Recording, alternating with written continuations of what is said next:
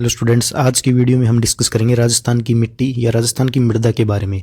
और इस टॉपिक के अंदर हम डिस्कस करेंगे कि राजस्थान में जो मृदा के प्रकार है वो निर्माण की प्रक्रिया के आधार पर आपके 8 प्रकार है, वैज्ञानिक वर्गीकरण के आधार पर 5 और मिट्टी की उपलब्धता के और उपयोगिता प्रधानता के आधार पर 9 प्रकार हैं और कृषि विभाग के अनुसार 14 प्रकार है। एक एक करके हम सभी को डिस्कस करेंगे। सबसे पहले देखते हैं कि मिट्टी की परिभाषा। पृथ्वी की सतह पर पाए जाने वाले असंगठित कणों का जो आवरण होता है उसको मृदा कहा जाता है। ठीक है। मिट्टी शब्द की उत्पत्ति कहाँ से हुई? तो ये लैटिन भाषा के सोलम शब्द से हुई है, जिसका अर्थ होता है फर्श। अगर विश्व मृदा दिवस की बात करें तो 5 दिसंबर 2013 को यूएनओ संयुक्त राष्ट्र संघ के द्वारा जो है मृदा दिवस बनाने की घोषणा की गई थी। विश्व मृदा दिवस का उद्देश्य क्या था? किसानों तथा आम नागरिकों को मृदा की जानकारी प्रदान करना। प्रथम मृदा दिवस जो है वो 5 दिसंबर 2014 को बनाया गया था और अंतर्राष्ट्रीय मृदा वर्ष की बात करें तो वो 2015 को घोषित किया गया है। मृदा स्वास्थ्य कार्ड योजना की बात करें तो 19 फरवरी 2015 को मृदा स्वास्थ्य कार्ड योजना इसकी शुरुआत हुई थी। किसके द्वारा? प्रधानमंत्री नरेंद्र मोदी के द्वारा, सूरतगढ़ गंगानगर से। ठीक है। और सूरतगढ़ गंगानगर से क्यों शुरुआत की? क्योंकि राजस्थान में जो है मृदा अपरदन और मृदा की समस्या से जो सर्वाधिक ग्रसित जिला है वो कौन सा है? गंगानगर। इसलिए इस योजना की शुरुआत यहाँ से ही की गई थी। इसका उद्देश्य क्या था कि मृदा की जांच करके आवश्यक पोषक तत्वों की पूर्ति करना। मृदा स्वास्थ्य कार्ड योजना की थीम की बात करें तो वो है स्वस्थ धरा और खेतहरा। 5 दिसंबर 2020 जो है ये इसमें जो मृदा दिवस की थीम थी वो क्या थी? मृदा को जीवित रखना और मृदा की जैव विविधता की रक्षा करना। ठीक है। मिट्टी के निर्माण की बात करें तो इसका निर्माण जो है इसकी प्रक्रिया को बोलते हैं पेडोजेनेसिस। ठीक है। मृदा भूगोल या पेडोलॉजी भौतिक विज्ञान की वह शाखा है जिसमें मृदा के निर्माण, मृदा के प्रकार, विवरण, मृदा संबंधी समस्याओं का जो है वैज्ञानिक अध्ययन किया जाता है। मृदा के निर्माण के लिए उत्तरदायी प्रक्रिया को क्या बोलते हैं? अपक्षरण। ठीक है। मृदा की प्रकृति की बात करें तो क्षारीय प्रकृति, अगर मृदा का पीएच जो है 7 से ज़्यादा है तो क्षारीय प्रकृति की होगी।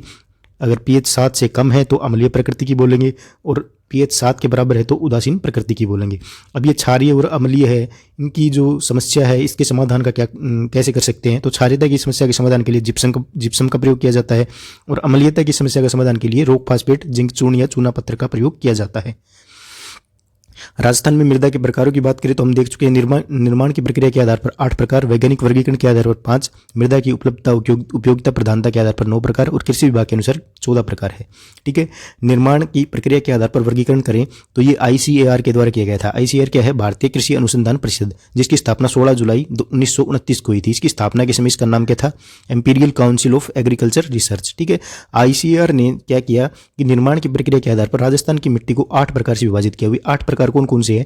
जलोढ़ मिट्टी, काली मिट्टी, रेतीली बलुई मिट्टी, ठीक है, लाल मिट्टी, लाल पीली मिट्टी, लवणीय क्षारीय मिट्टी, लेटेराइट मिट्टी और जैविक मिट्टी। ठीक है। हम आगे इन सभी के बारे में डिस्कस करेंगे। ठीक है। आधुनिक वैज्ञानिक वर्गीकरण की बात करें तो ये United state department of agriculture USDA की फुल फॉर्म होती है। मृदा सर्वेक्षण विभाग USA द्वारा सन 1975 के अंदर वृहद मृदा वर्गीकरण योजना जो है प्रस्तुत की गई थी, जिसमें मृदा का जो वर्गीकरण है वो प्रस्तुत किया गया था। संयुक्त राज्य अमेरिका के कृषि विभाग USDA ने विश्व की मृदा को कुल 12 भागों के अंदर विभाजित किया है। ठीक है। ना कि राजस्थान की, विश्व की मृदा को 12 भागों में विभाजित कर दिया। कौन कौन से 12 भाग? एरिडीसोल, एल्फीसोल, एंटीसोल, इंसेप्टिसोल, ऑक्सीसोल, स्पाडोसोल, ठीक है, वर्टिसोल, जेलिसोल, मोलिसोल, हिस्टोसोल, एस्टिसोल और एंटीसोल। ये 12 भागों के अंदर जो है USDA ने मृदा को विभाजित कर दिया, विश्व की मृदा को। और वैज्ञानिक वर्गीकरण के अनुसार इन 12 में से राजस्थान के अंदर जो है 5 प्रकार की मृदा पाई जाती है। कौन कौन सी? एरिडीसोल, एंटीसोल, एल्फीसोल, इंसेप्टिसोल और वर्टिसोल। ये 5 प्रकार, इन 12 में से 5 राजस्थान के अंदर भी पाए जाते हैं। ठीक है। तो एरिडीसोल की बात करें तो ये इसका विस्तार जो है सीकर, चूरू, झुंझुनू, नागौर, पाली, जालौर और जोधपुर जिले के अंदर है। जलवायु की बात करें तो यह शुष्क जलवायु वाले प्रदेश के अंदर पाई जाती है और ये राजस्थान में जो है सर्वाधिक विस्तृत क्षेत्र में फैली हुई है। ठीक है। नेक्स्ट आपकी एंटीसोल, इसका विस्तार जो है अरावली के पश्चिमी मरुस्थलीय जिलों के अंदर है। बाड़मेर, जैसलमेर, बीकानेर, जोधपुर, जालौर, पाली, नागौर, श्री गंगानगर, हनुमानगढ़, सीकर, चूरू, झुंझुनू ये जिले हैं। ठीक है। जलवायु की बात करें तो ये शुष्क अर्धशुष्क जलवायु प्रदेश के अंदर पाई जाती है। ठीक है। तो आपको मेन रूप से इसके अंदर याद रखना है एक तो जलवायु, ठीक है, और एक ये जो इसका विस्तार है ये आपको याद रखना है। यहाँ से प्रश्न जो है पूछा जाता है। जलवायु के ऊपर तो जो है कई बार प्रश्न पूछा जा चुका है। ये राजस्थान की दूसरी सर्वाधिक विस्तृत क्षेत्र में फैली हुई मृदा है। थर्ड आपकी एल्फीसोल, यह मृदा मुख्यतः पूर्वी राजस्थान की ओर जो है पाई जाने वाले मृदा समूह है। ठीक है। जयपुर, दौसा, अलवर, भरतपुर, सवाईमाधोपुर, टोंक, भीलवाड़ा, चित्तौड़गढ़, बांसवाड़ा, राजसमंद, उदयपुर, बूंदी, कोटा, बारा, झालावाड़ के अंदर ये पाई जाती है। जलवायु की बात करें तो उपार्द्र, आर्द्र, ठीक है, प्रकार की जलवायु यहाँ पे पाई जाती है। इंसेप्टिसोल की बात करें तो इसका विस्तार जो है राजसमंद, पाली, उदयपुर, चित्तौड़गढ़, बांसवाड़ा, डूंगरपुर, प्रतापगढ़, सिरोही, झालावाड़, जयपुर, दौसा, अलवर, सवाई माधोपुर के अंदर है। ठीक है। जलवायु की बात करें तो ये मिट्टी आर्द्र शुष्क आर्द्र जलवायु में पाई जाती है। लास्ट आपकी वर्टिसोल, इसका विस्तार जो है दक्षिणी पूर्वी पठार हाड़ौती क्षेत्र के अंदर है, कोटा, बूंदी, बारा एवं झालावाड़ में। ठीक है। जलवायु की बात करें तो आर्द्र अति आर्द्र जलवायु में पाई जाती है। यह काली और चरनोजम मिट्टी है। अब ये टेबल दे दी है, पांचों यहाँ पर हमें दिखाई दे रही है। ठीक है। तो इस टेबल के अंदर से आपको क्या क्या याद रखना है। एक तो एरिडोसोल है, वो कैसी मृदा है, शुष्क मृदा है। एंटीसोल रेतीली बलुई, एल्फीसोल जलोढ़ मिट्टी। ठीक है। इंसेप्टिसोल लाल मिट्टी, वर्टिसोल काली मिट्टी। ठीक है। और आपको ये जलवायु प्रदेश जो है ये मेन रूप से याद रखने हैं। ठीक है। कि एरिडोसोल जो है शुष्क जलवायु प्रदेश के अंदर, ये शुष्क एवं आर्द्र शुष्क के अंदर, ये उपार्द्र जलवायु के अंदर, ये आर्द्र जलवायु के अंदर और अति आर्द्र जलवायु के अंदर। ये हमने जो प्रीवियस हमने ये डिस्कस किए हैं उनके अंदर हमने सभी लिख रखे, तो टेबल के अंदर भी है, वहाँ से देखकर भी आप कर सकते हो। ठीक है। और फिर मेन रूप से जिले और ये भौतिक प्रदेश जो है ये मेन रूप से याद रखने हैं। जिले बेशक ना पूछे लेकिन भौतिक प्रदेश जो है कई बार पूछे जाते हैं, तो ये आपको मेन रूप से याद रखना है। नेक्स्ट देखते हैं मृदा की उपलब्धता या उपयोगिता के आधार पर वर्गीकरण। ठीक है। तो उपलब्धता, उपयोगिता, प्रधानता के आधार पर राजस्थान में 9 प्रकार की मिट्टी जो है पाई जाती है। ठीक है। हमने इनमें से कुछ जो पार्ट है वो पहले भी देखे थे लेकिन इनको डिस्कस नहीं किया था, लेकिन इसके अंदर हम ये सभी पार्ट डिस्कस भी करेंगे। ठीक है। रेतीली बलुई मिट्टी, भूरी कछारी, रेतीली भूरी, लवणीय, लाल लोमी, लाल पीली, लाल काली, मध्यम काली और जलोढ़ मिट्टी। ठीक है। तो ये हम एक एक करके सभी डिस्कस करेंगे। नेक्स्ट देखते हैं कि राजस्थान की मिट्टी को रंग, गठन व उपजाऊपन के आधार पर 7 भागों के अंदर वर्गीकृत किया गया है। ये 7 भाग कौन कौन से हैं। मरुस्थलीय, ठीक है, लाल पीली, लाल लोमी, मिश्रित लाल व काली मिट्टी, ठीक है, और काली मिट्टी, कछारी मिट्टी और भूरी रेतीली मिट्टी। इनमें से कुछ भाग इसके अंदर भी है, तो आपको इनके ऊपर ये ध्यान नहीं देना है कि ये अलग अलग दे रखी है ना, हम एक एक करके सभी को एक साथ अभी डिस्कस कर लेंगे। ठीक है। सबसे पहले देखते हैं मरुस्थलीय मिट्टी, रेतीली मिट्टी या बलुई मिट्टी। ये जो है पश्चिमी राजस्थान में शुष्क जलवायु वाले प्रदेशों के अंदर भागों के अंदर पाई जाती है। ये मृदा राजस्थान में सर्वाधिक क्षेत्र के अंदर विस्तृत है, कम उपजाऊ और कम लवणीय है। ठीक है। पवनों द्वारा स्थानांतरित होती है। इस मिट्टी के कणों का आकार जो है अत्यधिक बड़ा होता है और जल धारण क्षमता कम होती है, जल अवशोषण क्षमता ज़्यादा होती है, इसलिए इसे प्यासी मृदा भी कहा जाता है, क्योंकि इसके जो कण होते हैं वो अत्यधिक मोटे होते हैं, जिसके कारण जल रिसाव जो है तेजी से होता है। इस मृदा का निर्माण किससे हुआ है, बलुआ पत्थर व ग्रेनाइट चट्टानों के अपरदन से। ठीक है। इस मृदा के अंदर जो है फास्फेट की मात्रा पाई जाती है, या वर्षा आधारित बारानी कृषि अधिक होती है, मोटे अनाज, बाजार, मूंग, मोठ आदि का उत्पादन किया जाता है। और ये मिट्टी जो है जालोर, बाड़मेर, जैसलमेर, बीकानेर, जोधपुर, नागौर, बाड़मेर, चूरू, झुंझुनू आदि जिलों के अंदर पाई जाती है। और इसके 4 उप प्रकार भी है। कौन कौन से, बलुई रेतीली, ये पाई जाती है जैसलमेर, बाड़मेर, जोधपुर, बीकानेर, चूरू, श्री गंगानगर जिलों के अंदर। लाल रेतीली की बात करें तो ये नागौर, पाली, जोधपुर, जालौर जिलों के अंदर। पीली भूरी रेतीली ये नागौर व पाली में। ठीक है। खारी व लवणीय ये जैसलमेर, बाड़मेर व नागौर के कुछ भाग के अंदर पाई जाती है। नेक्स्ट आपकी लाल पीली मिट्टी, इसका निर्माण जो है लोहा युक्त चट्टानों के निच्छालन या लीचिंग से होता है। ठीक है। अर्थात इस मृदा का जो लाल रंग है वो लोहा ऑक्साइड की उपस्थिति के कारण होता है, लेकिन जलयोजित रूप से यह पीली दिखाई देती है। ये सवाई माधोपुर, सिरोही, राजसमंद, पाली, अजमेर, उदयपुर और भीलवाड़ा के पश्चिमी भाग के अंदर पाई जाती है। लोवंश की उपस्थिति के कारण इसका रंग लाल होता है। ठीक है। ये हम देख भी चुके। नेक्स्ट आपकी लाल लोमी, लाल चिकनी, ठीक है, इंग्लिश में भी बोल सकते हैं रेड लोमी। ठीक है। इसे लेटेराइट या लाल दोमट मिट्टी कहा जाता है। इसका निर्माण किससे हुआ है, कायांतरित चट्टानों के क्रिस्टलीकरण के कारण। ठीक है। अर्थात उच्च तापमान, मध्यम आर्द्रता वाले क्षेत्रों में चट्टानों के अपरदन से इसका निर्माण हुआ है। इस मृदा का रंग लाल होने की वजह क्या है, लोहा ऑक्साइड। ठीक है। और दीर्घकालीन ऑक्सीजन की क्रिया से यह मृदा लाल लोमी बनती है। यहाँ पर मक्का, चावल, गन्ने की कृषि की जाती है। लोह तत्व की अधिकता के कारण इसका रंग जो है लाल दिखाई देता है। और ये डूंगरपुर, बांसवाड़ा, दक्षिणी व मध्यम उदयपुर तथा दक्षिणी राजसमंद के अंदर मिलती है। नेक्स्ट आपकी मिश्रित लाल व काली, ठीक है, या फिर लाल काली मिट्टी बोल दो। मिश्रित लाल व काली मिट्टी में चूना, नाइट्रोजन, फास्फोरस व जैविक पदार्थों की क्या होती है, कमी होती है, लेकिन लोहा ऑक्साइड और पोटास की पर्याप्त मात्रा होती है। इस मिट्टी में चिक्का की अधिकता होती है, अर्थात इसके कण जो है वो बारीक होते हैं। या अफीम, कपास व मक्का की कृषि की जाती है। और बांसवाड़ा, पूर्वी उदयपुर, डूंगरपुर, चित्तौड़गढ़ व भीलवाड़ा के अंदर पाई जाती है। ठीक है। बीबीसी का क्या मतलब है, बांसवाड़ा, ठीक है, बांसवाड़ा, भीलवाड़ा और चित्तौड़गढ़। ठीक है। बीबीसी से आप याद रख सकते हैं। नेक्स्ट है काली मिट्टी। काली मिट्टी का निर्माण जो है लावा से हुआ है। मध्यम काली मृदा भी इसको कहते हैं। यह चिक्का प्रधान यानी अत्यंत बारीक कण होते हैं इसके। ठीक है। यह काफ़ी उपजाऊ होती है और इसकी जल धारण क्षमता अधिक होती है, जिससे इसमें बार बार सिंचाई की आवश्यकता भी नहीं पड़ती। और ये राजस्थान के दक्षिणी पूर्वी पठारी भाग, कोटा, बूंदी, बारा और झालावाड़ के अंदर मिलती है। नेक्स्ट आपकी कछारी या दोमट मिट्टी। इसे कछारी, रेतीली, दोमट, ठीक है, कछारी मिट्टी, रेतीली मिट्टी, दोमट मिट्टी, काप मिट्टी, जलोढ़ मिट्टी, एल्फिसोल्स, ठीक है, ये सभी इसी के नाम है। ठीक है, इस मिट्टी का रंग जो है हल्का लाल भूरा होता है और यह मिट्टी राजस्थान के उत्तरी भाग जैसे गंगानगर, हनुमानगढ़ और पूर्वी भाग जैसे अलवर, करौली, भरतपुर, धौलपुर, सवाईमाधोपुर, दौसा, जयपुर, टोंक जिलों के अंदर पाई जाती है। ठीक है, भूरी जलोढ़ मिट्टी की बात करें तो अलवर, भरतपुर, श्री गंगानगर, हनुमानगढ़ आदि जिलों के अंदर ये पाई जाती है और कृषि की दृष्टि से उत्तम मिट्टी है। ठीक है, बनास बेसिन में ये सर्वाधिक पाई जाती है और उसके बाद लूनी बेसिन में भी भूरी मृदा का विस्तार पाया जाता है। नेक्स्ट भूरी रेतीली मिट्टी। भूरी रेतीली मिट्टी जो है अरावली के पश्चिम के अंदर अर्धशुष्क जलवायु वाले जिले कौन कौन से? बाड़मेर, जालौर, पाली, नागौर, जोधपुर, सीकर, झुंझुनू आदि जिलों के अंदर पाई जाती है। अब देखते हैं कुछ प्रकार हमारे बच गए, वो अन्य प्रकार भी हम यहाँ पर डिस्कस करेंगे। कौन कौन से? पर्वतीय मिट्टी, अधूरे निर्माण की मिट्टी भी इसको बोलते हैं और लियोसोर्ट्स भी इसको बोलते हैं। इस मृदा का निर्माण किससे हुआ है? ग्रेनाइट, नीस, क्वार्ट्ज चट्टानों के द्वारा। ठीक है, और यह मृदा जो है कंक्रीट वाली मिट्टी है, कम गहरी है। ठीक है, इसलिए खेती के लिए उपयुक्त नहीं है। इसका विस्तार सिरोही, उदयपुर, राजसमंद, अजमेर, अलवर के पहाड़ी क्षेत्रों में है। अरावली के पूरी ढालों पर मक्का की कृषि की जाती है। नेक्स्ट देखते हैं जलोढ़ मिट्टी या कछारी मिट्टी या काप मिट्टी, दोमट मिट्टी या एल्फिसोल्स इसी के नाम है। ठीक है, इस मिट्टी का निर्माण जो है पूर्वी मैदानी भाग में नदियों के जलोढ़ के निक्षेपण से हुआ है और इसे दो भागों के अंदर बांटा गया है। कौन कौन से? बांगर और खादर। बांगर जो है पुरातन जलोढ़ है, खादर जो है नवीन जलोढ़ है। ठीक है, जलोढ़ मृदा जो है फसल उत्पादन के लिए सर्वाधिक उपजाऊ होती है और इसका विस्तार अलवर, भरतपुर, धौलपुर, करौली, सवाईमाधोपुर, टोंक, दौसा, जयपुर व उत्तरी कोटा का कुछ भाग है। गंगानगर और हनुमानगढ़ में भी घग्गर बेसिन में हल्की भूरी कछारी मिट्टी पाई जाती है। यहाँ पर उत्पादन जो है गेहूं का, सरसों का और जौ का किया जाता है। जलोढ़ मिट्टी में पोटास व नाइट्रोजन की मात्रा भी पाई जाती है। नेक्स्ट आपकी मध्यम काली या रेंगूर मिट्टी या बेसाल्टिक मिट्टी, ज्वालामुखी मिट्टी, लावा मिट्टी या वर्टिसोल्स। ठीक है, सभी एक ही नाम है। इसका निर्माण जो है बेसाल्टिक चट्टानों के द्वारा हुआ है, इसलिए ये उपजाऊ मिट्टी है। इसका विस्तार जो है दक्षिणी पूर्वी राजस्थान के हाड़ौती क्षेत्र में है, जैसे कोटा, बूंदी, बारा और झालावाड़। यहाँ कपास, सोयाबीन, मसाले फसलों का उत्पादन किया जाता है। महीन कण है इसके। ठीक है, इसकी ये जो मिट्टी है इसके कण जो है अत्यधिक महीन होते हैं, इसलिए नमी धारण करने की क्षमता इसकी अधिक होती है।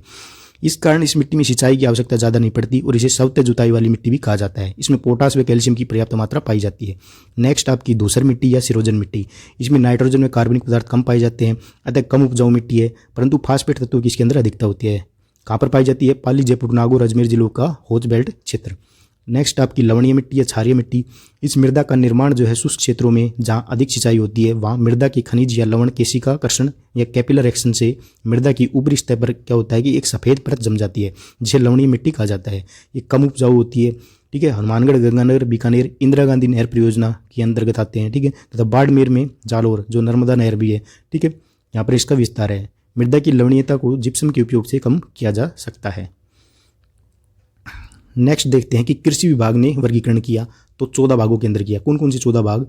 इनमें से रेवेरिना जो है गंगानगर के अंदर, साइजोरेमस, ठीक है, ये गंगानगर के अंदर। ठीक है, इसको सिरोजम भी बोल देते हैं, कई साइरोजेम्स भी बोल देते हैं। ठीक है, गंगानगर के अंदर ये पाई जाती है। जिप्सीफेरस जो है बीकानेर के अंदर। तो ये तीन तो आपको मेन रूप से याद रखने हैं, ये कई बार पूछे भी जाते हैं। फिर नवीन भूरी मिट्टी, ये आपकी भीलवाड़ा और अजमेर के अंदर। पर्वतीय मिट्टी उदयपुर, कोटा के अंदर। लाल लोमी मिट्टी डूंगरपुर, बांसवाड़ा के अंदर। कैल्सी ब्राउन मिट्टी बीकानेर, जैसलमेर के अंदर।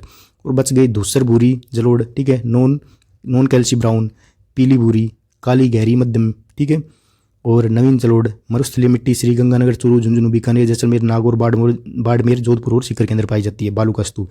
तो इसमें इंपॉर्टेंट तो आपके शुरू के 3 ही है, यही पूछे जाते हैं कई बार। ठीक है, तो कृषि विभाग ने इन 14 भागों के अंदर वर्गीकरण किया था। नेक्स्ट हम देख लेते हैं, हमने एक साथ लिख लिया अब जो भी मिट्टी है और उसके जिले। ठीक है, तो इस टेबल से आप आसानी से याद कर सकते हैं। ठीक है, जो आपकी साइरोजेम्स या सिरोजम है ये गंगानगर के अंदर, रेवेरिना गंगानगर के अंदर, मरुस्थलीय मिट्टी गंगानगर, चूरू, झुंझुनू, बीकानेर, जैसलमेर, नागौर, बाड़मेर, जोधपुर और सीकर के अंदर।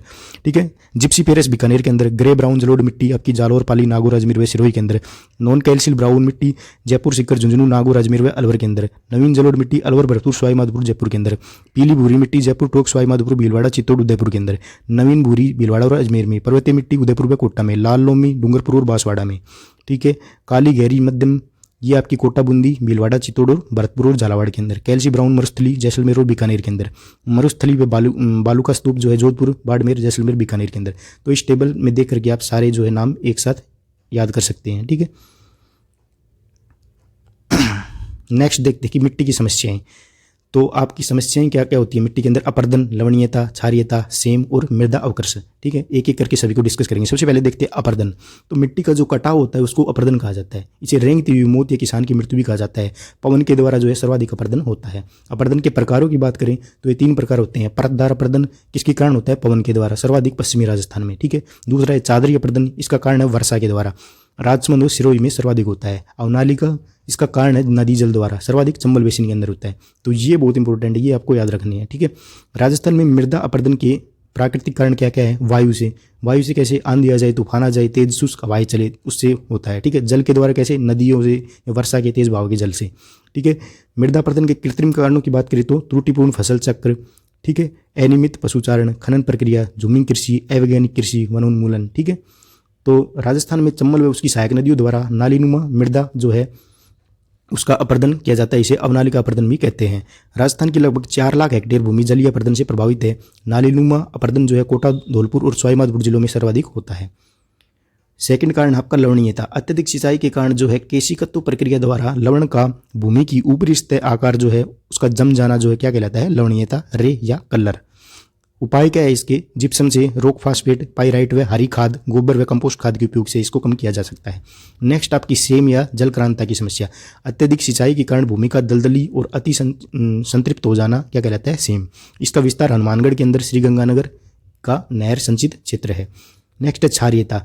अगर मिट्टी का पीएच, ये हम डिस्कस कर चुके हैं कि पीएच की मात्रा 8 से ज़्यादा हो गई, अधिक हो गई तो उसे क्षारीयता कहा जाता है। नॉर्मली तो इसको ग्रेटर देन 7 हो जाए यानी 8 हो जाए तो उसको क्षारीयता बोल देंगे। ठीक है, मृदा अवकर्षण है नेक्स्ट आपका। तो मिट्टी की भौतिक, रासायनिक व जैविक क्षमता का ह्रास होना क्या कहलाता है? मिट्टी अवकर्षण। मृदा उर्वरता को के ह्रास के क्या कारण है? कृषि के लिए जो है मृदा का लगातार उपयोग या फसल चक्र नहीं अपनाना, कि जब मर्जी किया वही फसल बो दी, ये कारण है। ठीक है, लगातार किसी खेत का उपयोग कर लिया, उसमें लगातार फसल बोए जा रहे हैं, ये कारण है। ठीक है, कृषि की दोषपूर्ण पद्धति अपनाना, मृदा अपर्दन नहरी क्षेत्रों में। ठीक है, जलक्रांतिता, सेम की समस्या। मृदा उर्वरता के ह्रास में जो है मृदा में लवणता या क्षारीयता की समस्या उत्पन्न हो जाती है। राजस्थान में लगभग 7.2 लाख हेक्टेयर भूमि जो है क्षारीय और लवणीय है। क्षारीयता व लवणीयता की समस्या जो है अलवर, भरतपुर, जयपुर, नागौर, पाली, जयपुर, जोधपुर, गंगानगर, हनुमानगढ़, भीलवाड़ा, चित्तौड़गढ़ व सिरोही में अधिक है।